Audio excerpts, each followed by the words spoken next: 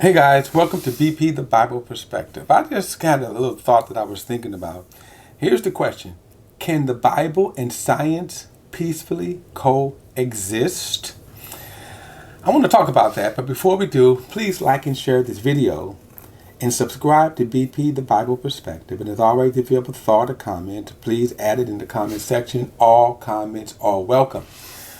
Now, in this growing society, the fastest growing segment is non-religious. Now think about that for a moment. Non-religious. Now within this group, could they be considered agnostic, atheists, but surprisingly, also just people who just don't identify with any religion. That's right. But they also are not associated with any religion. In other words, they're leaving the faith that they grew up on, and they're just living.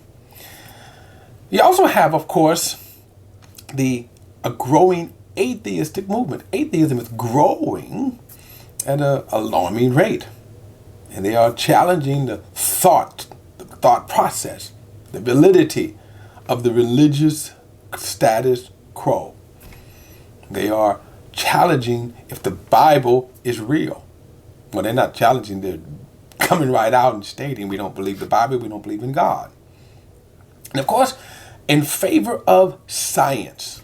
Now, one of the things about science, and I want to get to why I'm saying this and really what the whole point of the scientific push is, in my opinion. But I'm just going to profile, just to mention two scientists who are the leading voices, one of the leading voices in the world today. One of his name is Richard Dawkins, okay? And the reason why I mention him is because he is an atheist. He's a scientist, an atheist. I think it's more like a biologist, but a scientist, okay? We're going to put him in the scientific realm. Here's my point. He is very nasty and hostile towards religion. If you ever get in a conversation with him and you mention that you are a person of faith, his face is going to crinkle in disgust in his presence. Now, the other person is Neil deGrasse Tyson. Now, Neil deGrasse Tyson is an atheist, okay, and a scientist, but he's also more diplomatic. He makes science fun. Now, let me throw in a third person. And they just called I forgot his name, the science man.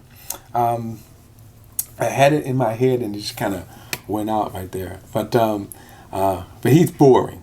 But Neil deGrasse Tyson, okay, Neil deGrasse Tyson, he makes science fun, and he is. When you listen to him, he's a dynamic speaker. And he's also, as I said, he's more diplomatic in terms of his approach. And basically, here's one of the things that he said. He says, well, when humanity was, we was kind of, just discovering fire with the sticks and all that kind of stuff.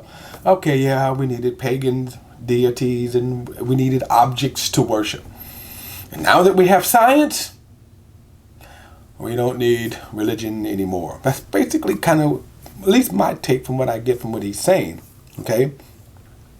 And a lot of people feel that way. Okay, that religion is obsolete, but science. Now, let me just say this. At least officially from Christian leaders, and of course there may be exceptions to the rules, but I have not found Christians that have denied scientific facts. Now, understand, I'm going to say it again. Facts. Give me an example.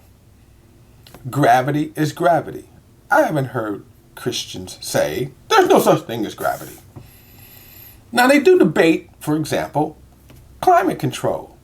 Climate changes, not climate control, but yeah, the issue of climate control, but also climate changes, right? There are people who debate that to a certain degree.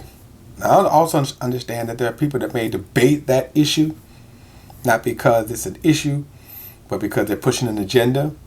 But I mean, in terms of seriously, when people say, well, is the earth warming? Yeah, there's some people that's debating it. But here's my point.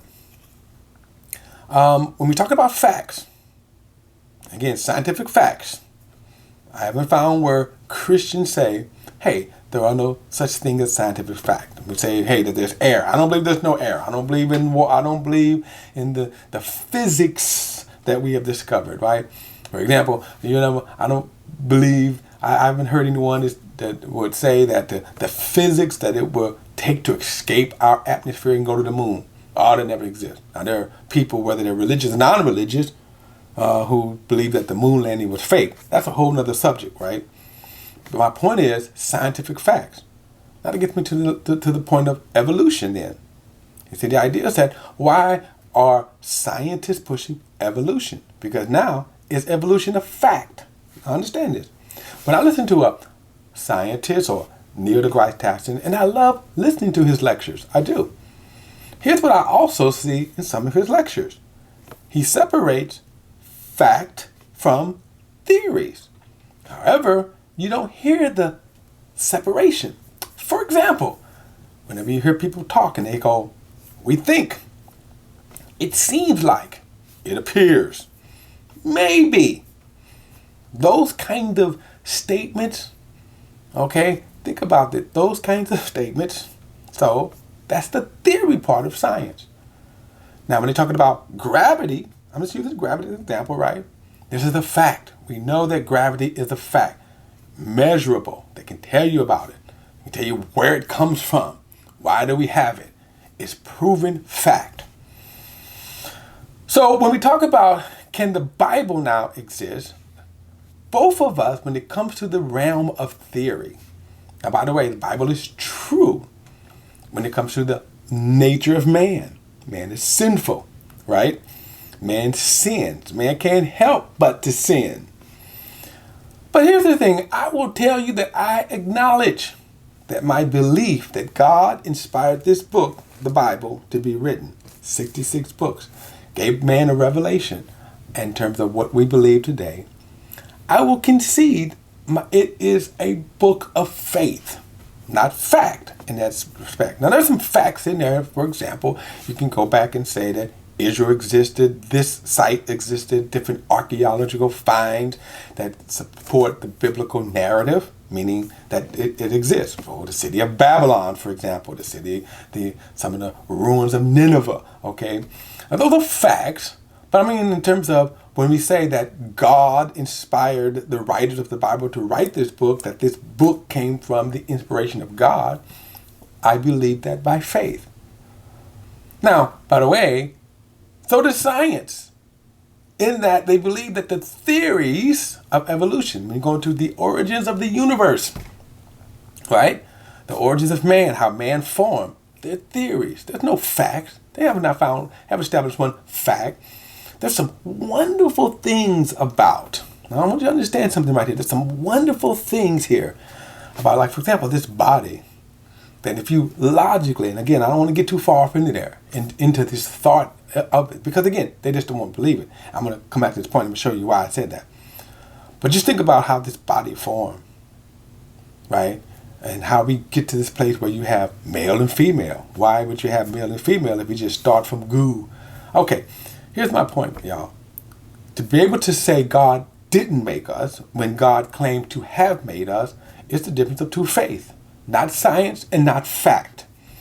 The question is, can the Bible and science exist? Well, science can, because science has never disproved any claims of the Bible. And by true, also, the Bible has never disproven any claims, okay, of science, meaning fact. I'm talking about scientific facts. In fact, think about this. As a Christian, we believe God, being the creator of the universe, of course, is a God of science, because he created the science. He created the laws of physics in which the universe exists, right? So God has to be a God of science. He created it. He created the very molecules. I believe that by faith. I have to admit that, right? Because I can't until God shows us the very molecules and atoms and all of the elements of the world that make up the universe in which the universe was formed, right? This is where science, we don't know where they come from. In other words, when we look at the orbits of the universe, the orbits of the planets, the very elements themselves, where did they come from? There's no fact. You don't have no fact for that. So here's the point.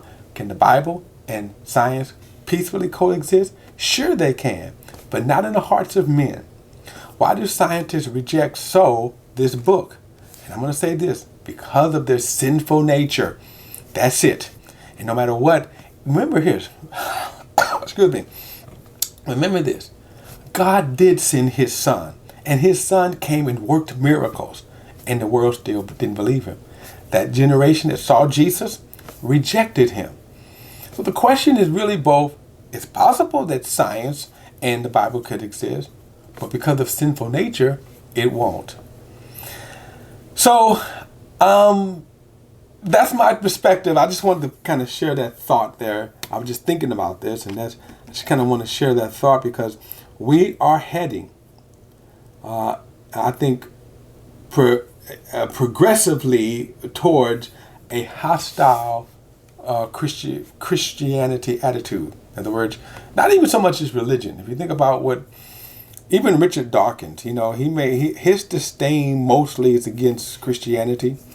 And maybe religion in some respects, yes, but mostly Christianity because Christianity has the biggest grip. Possibly if you lived in India, he might bend it towards Hinduism. But I'm saying that as Christians, we need to understand that as long as men rule, and they do until Jesus comes, let me just say this, there's not going to be a peaceful coexistence between science and the Bible. That's my perspective. And as always, like and share this video and subscribe to BP, The Bible Perspective. Till next time, I'll see you then.